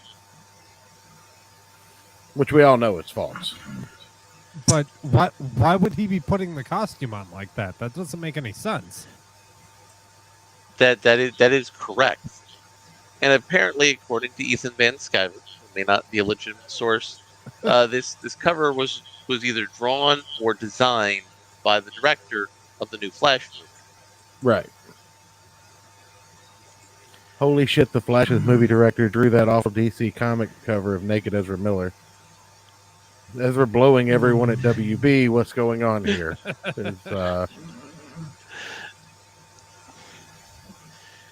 So we were able to connect Ethan to being gay and doing crimes. So, well, here's the thing, and here's the rub about Ezra Miller for me. Yes, right tell us now, how you want to rub Ezra Miller. I will against the cat, or against the carpet like a cat or dog who shit on it. And after you tell that, I'm going to tell you the problem for Warner Media with Ezra Miller right now. But the issue that I have with all of this is, first off, they can't find Ezra Miller for some reason. He's And somewhere in Hawaii. how do you not find someone in Hawaii? It's like it's so small. First and foremost, you get Dog the Bounty Hunter on it. Second of all, actually, I think we should get Cat the Bounty Hunter. Seriously, let's tag Dog the Bounty Hunter on Twitter and see if we'll go after Ezra Miller. But actually, no joke. That would be the best thing on television ever. If you are unaware, for whatever reason, Hawaii has a huge drug problem. And if Ezra Miller is literally gone to ground in the scummiest, lowest part of Hawaiian society, if he's literally just like going from hovel to hovel, smoking a crack pipe, he might actually be hard to find. Well, and also Hawaii has a huge not for dog people. Well, yeah, no, that's why I mentioned it. Here's the question that I have: Is this going to turn out to be, God forbid, some kind of fuck up murder-suicide situation? That is one of many problems that David Zaslav is probably sweating bullets about right now. Because we found out earlier today via Deadline Hollywood, if I'm not mistaken, that the rumor mill has begun to swirl. I don't know if it's fully verified by Warner Media yet, but the rumor mill is the current swirled. administration at Warner Media is they don't verify; they leak to the trades. Right. So the rumor mill is basically spitting all over the place that Ezra Miller has been removed from any future DC project. And now the discussion has shifted from. Wait, is Dog the Bounty Hunter? Is Dog the Bounty Hunter not on Twitter? He probably got banned from scoring Trump. But the conversation has shifted from, oh God, we have to find Ezra Miller before he R. Kelly, Harvey Weinstein, Bill Cosby's, and then OJ's himself. Oh, and this girl. Okay. Into he also on his Instagram Ryan Gosling. He also put some Instagram threats to the cops and then deleted his Instagram account.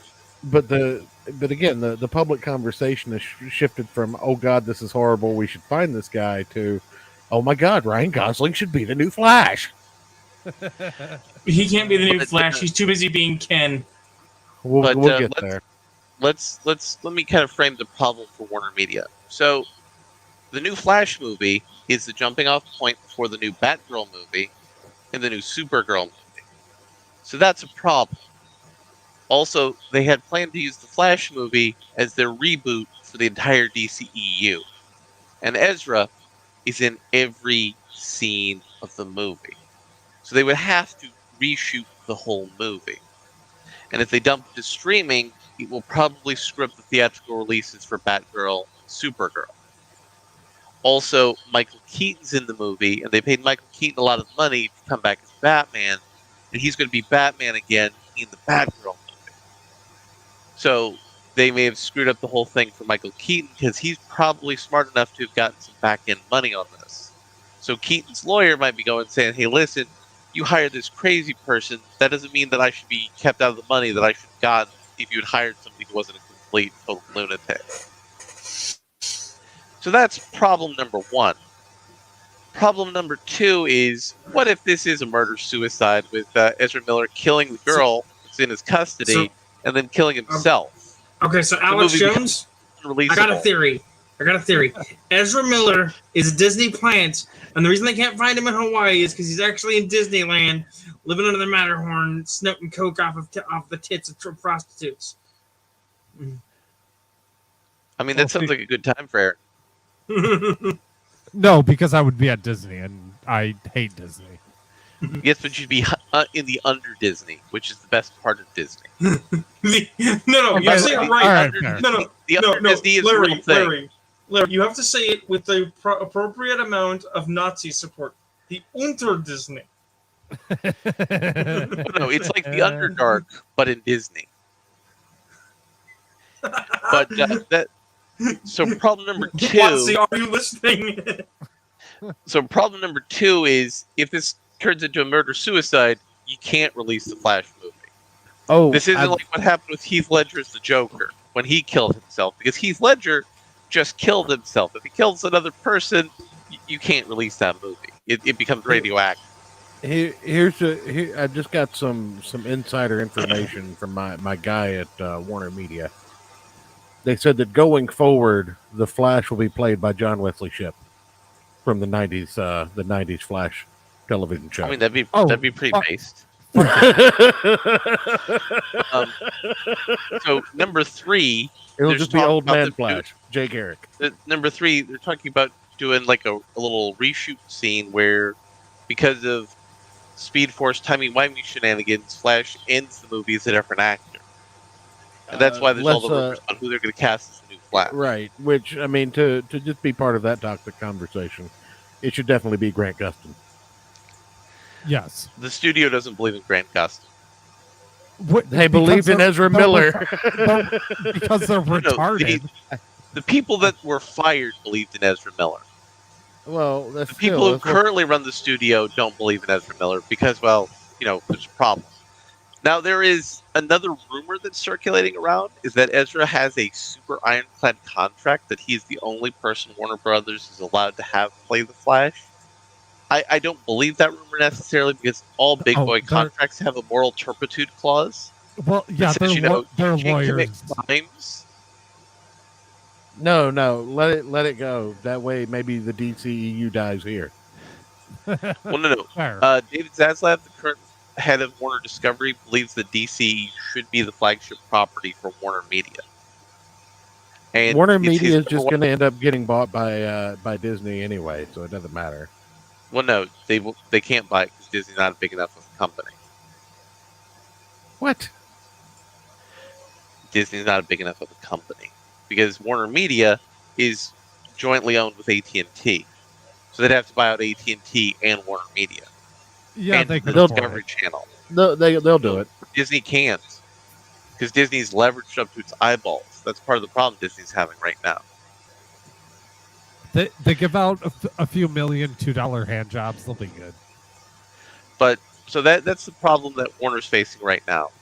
Is if they dump this to streaming, they screw up their movies. If they reshoot the whole movie with another actor, the movie loses $200 to $300 million easy. If they just tap on a little bit at the end, they're only going to lose a small amount of money, but it may not be enough because this person can't even go out and promote the movie because, well, they can't find him because he's crazy. Well, wait a minute. What if this is some kind of weird anti-promotion? The movie with the man so crazy that no one thought they'd release it. Well, actually, no. Hold on. That actually, it could check out. Level with me here. So, you have all this shit coming up, leading up, because the Flash isn't set to release until what, next year? Next year. It was supposed to release like 2 years ago. So they carry on this charade for another 2 to 3 months, let the buzz keep going on about it. Then Ezra Miller just suddenly turns up. All of these allegations and everything are proved untrue, conspicuously and just directly, like boom, boom, boom, never happened, proof. You can't NDA this problem right now. No, it's not an NDA thing. These people come out and say, yes, blah, blah, blah, blah, blah, jealousy, envy, greed, blah, blah, blah, blah, blah. No, you can't do that either. Because then those people would be liable to Warner Media suing them. And if Warner Media didn't sue them, everybody would... Everyone would say it's fake and gay and then publicity stunt. So you can't have them do that. No. But did the amount of people that would say it's fake and gay and a publicity stunt equal the amount of people who currently think Ezra Miller is the devil? Yes. You think so? Yes. Because when something comes out as a nothing burger, it's nowhere near as exciting as when it's like here's the thing. Hot goss. These people have released, Instagram, text message DMs, multiple witness statements, like the chaperone who caught Ezra Miller in bed with children. I mean, I'll officially come out and make a statement that Ezra Miller is fake and gay. I mean, he would admit both of those things. He himself admitted that he was no longer part of this universe, so he is technically fake. Right, and gay. I also forgot in the Ezra Miller Crazy Train, he decided to have a fight with the local branch of the Ku Klux Klan. for reasons. we talked about that. Yeah. Yeah, I forgot about that on the Ezra Miller crazy train. That was something else he did. He just randomly picked a flight with a local Ku Klux Klan. Body slammed a girl outside of a bar in Hawaii. Which the KKK is all just boomers that haven't died yet and or feds. So, yeah, I mean, they no matter what, they all deserve, like, if they're boomers and they're racist, they deserve sugar in their gas tanks and, for their dynamite to explode early. Hawaii. And they had the body cam from the cop where he said he'd had the cop's job because the cop misgendered him. Excellent.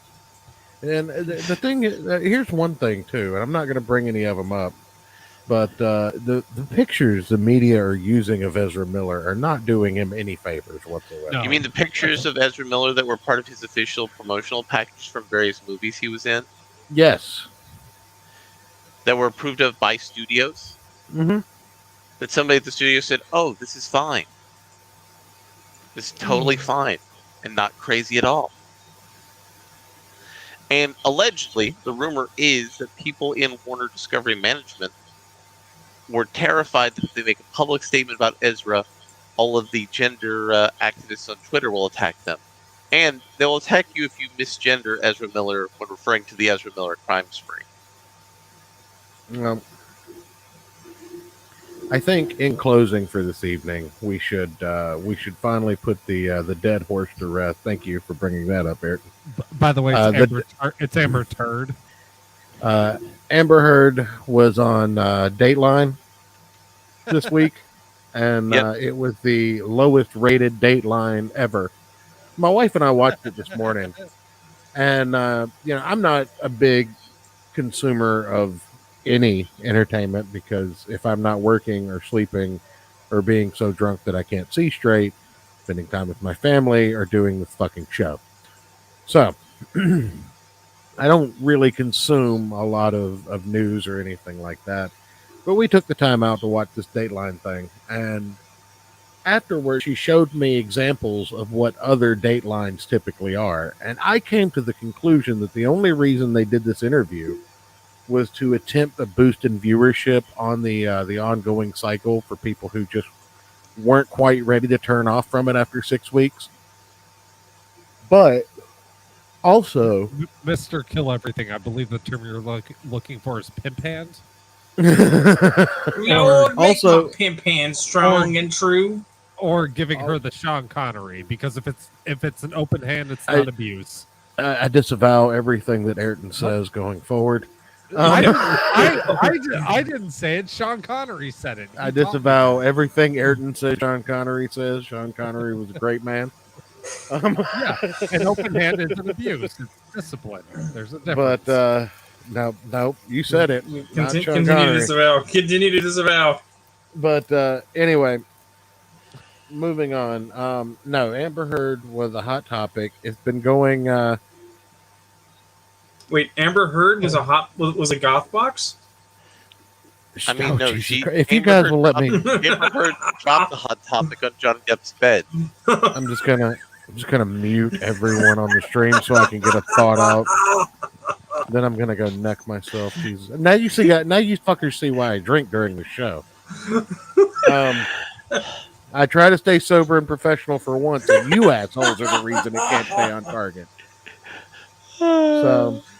Yeah, I mean, you should be able to find a small exhaust port that's 2 meters wide. We had 6 weeks of this trial, right? And people just aren't ready to turn off from it. They want more, and I don't know what it is, but it was it was almost like the OJ thing. It just gripped the entire fucking nation for some reason. But in any event, Dateline just kind of missed the mark, and now the rumors are swirling that she's been drastically cut from Aquaman, or she hasn't been cut from Aquaman. But I think that there's a pretty good chance that, in the last couple of weeks, Warner Media has lost Ben Affleck, who no longer wants to play Batman. Henry Cavill, who the Flash's entire premise was to get rid of him from the DCEU. Oh, by the way, Ben Affleck's in the new Flash movie too. That's what I'm saying. But Batman doesn't want to be Batman anymore. Superman's not going to be Henry Superman anymore. Cavill wants to be Superman, and David Zaslav is interested in bringing Henry Cavill back. The prior management didn't want Henry Cavill. Okay, but I just saw a picture earlier. I mean, Mira is probably not going to be a thing going forward, and Ezra Miller, unless some drastic shit happens, is done as the Flash after the Flash releases in whatever capacity. That has been consistent in the leaks, is that Warner Media says we're done with Ezra Miller going forward. Well, there's no way they can't be. They can't function and have him around. He also may have allegedly attempted to molest children on promotional tours for other Warner movies, aka Fantastic Beasts and Where to Find Them. Well, this is where my questions come in, because in the press release for the original quote unquote victim, Tanaka, whatever the fuck her name was, Iron Eyes, Gibson, whatever, her, they, it cover the whole spectrum. What apparently their parents were letting them travel to see Ezra Miller on set of Fantastic Beasts as young as 14 years old, when he was already in his mid-20s. It doesn't matter. And that was when Ezra Miller snuck into her bedroom and tried to sleep in her bed. Larry, let me explain something to you. The only person in this planet that I would trust to take my kids to another city, much less another fucking country, and hang around other adults that I barely knew, regardless of their stature and status, is me, my mother. Or is my my wife, their mother? Right, but not me. Other children, not you, from the tribe were also there at the time. So he brought like a whole bunch of Sioux children. Okay, so I was unaware of that. That was not part of their press release. No, and I mean it was like in that makes me. Release. Well, shit like that is what makes me question the validity of all of this shit. Well, I mean, they're pimping their child out to be a global activist, and a famous celebrity wants to amplify their child's brand. Well, that is it's not a good. That is actually a very important thing that is not caught. That if it is out, we need to make mention of, because I've actually said before, in very quiet corners, very carefully, not that I support Ezra Miller or his goings on, because before the you shouldn't say his. You should say they. They is his preferred pronoun. Fuck it. I don't care. If Ezra Miller has a problem with me misgendering them, I invite Ezra Miller to come to my house to get me. I'll tell him. Look, he'll have your job, Rune. Oh yeah, sure. Ezra will have your job and come take care of your mother. My point is though, is that before the kidnapping, before the current whatever the fuck this is debacle, right? I was very curious, because I'm always a little curious about, well, wait a minute, I get, you want your kid to be associated with famous people to maybe get side famous. No, right? I don't want if I had a kid, I wouldn't want them to. Not you. I'm talking about them, their motivation, right? Yeah, they're terrible parents. And I'm not denying they're terrible parents. What I'm saying is that I've always had questions about whether or not the implicit grooming was grooming or a low-key kid prostitution scheme. Oh, it was both. Because nobody wants to admit the idea that parents might actually literally prostitute their children to a famous person to get their kid famous. Oh, do we need to get Corey on here to talk about his story? Anyway, if we're gonna wrap up, I have nothing to shill, except for as a person who bought it. I will say, if you've not tried Teenage Mutant Ninja Turtles Shredder's Revenge, please do. It's great. If you like classic beat 'em ups. No, I have. I'm going somewhere with this. I'm working on some things. When they're ready to talk about, I will totally talk about. Maybe I'll get to be the guest instead of the co-host. And I got to go check and see what my mom wants. So I'm going to take a bow out now and let Church have his church minute and bring this all to a close as we are the 2nd hour mark. So show us Odin's fade, how we're closing this out, Church. Do we have by Odin's fade? Because Odin has Tim's on. No, those aren't Tim's. Those are Jay's. I will say this is the worst interpretation of Wakanda I've ever seen, and equally as offensive as regular Wakanda. Well, no, it's what happens if you merge Wakanda, Brooklyn, and Asgard together. Yeah, just Wakanda, and it's bad. So anyway, Church. Where the fuck is memology? Oh, it's memology. I always put meme. I don't know why. It's Morbin time, ladies and gentlemen. Let me just get this pulled up here. Oh, geez. But by the way, Larry, I hope you're gonna work in the term "it's Morbin time" into our next game session. Because if you don't, Of course. I'm gonna be very sad. Where is it at? Come on. Oh, I know you fucking talked about it. Where's the goddamn pictures? All right, here we go. So, what if Miles Morales 2022 is basically a what if the world tree had grown Did you want in to Brooklyn? share that image? I'm getting there. Goddamn. Fuck, man. We need to paint a picture for the people. We do. This is a section of what would happen if Miles Morales was Thor, because the world tree grew in Brooklyn. And this is a very, very wait, terrible. One second. I'm out of beer. Let me go get the bleach out of that cupboard. Right, yeah. So the first thing that I notice, again, it's not Tim's, Larry. Those are Jay's. Okay. He's wearing Jordans. Those are some fresh J's, Well, no. bigger. Miles is wearing J's. Yeah. Odin is Odin is wearing Tim's. Yeah, you're right. But from what I understand, sources around the book are telling me that by Odin's fade is not actually in the book.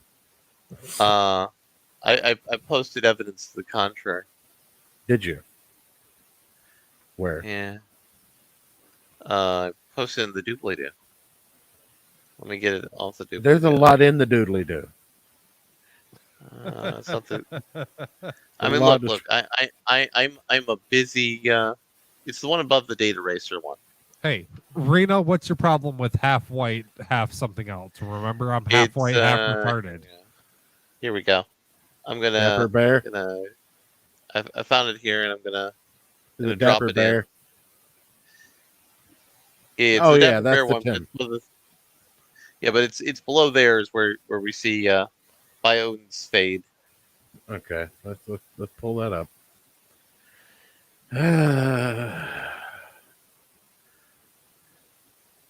The racist Hispanics are so much fun. Wonderful people. Yeah, Odin and a pair of Tims kind of bothers me. Let's just. I mean, all of this bothers me. And remember, I'm racist, but against Italians. So. Well, here's the question. Those fucking wops need to calm down. I mean, I see the panel, but what I'm saying is it's in a future book, not the most recent released one. But they've released the image for promotional purposes. Right. Why even change it to a fade? Odin's design is still a decent beard, and he's fucking bald. Oh, God. But, no, there's an image of the shoes that I'd like to find, but I just don't have the energy or the care to. But, no, a couple of things that stand out to me. In terms of Yggdrasil dropping in Brooklyn, this Asgard is covered in graffiti, which tells me that apparently this person's idea of any predominantly African-American living establishment is just covered in crime and graffiti all the time for no reason. Well, yeah. Have you ever been to Detroit?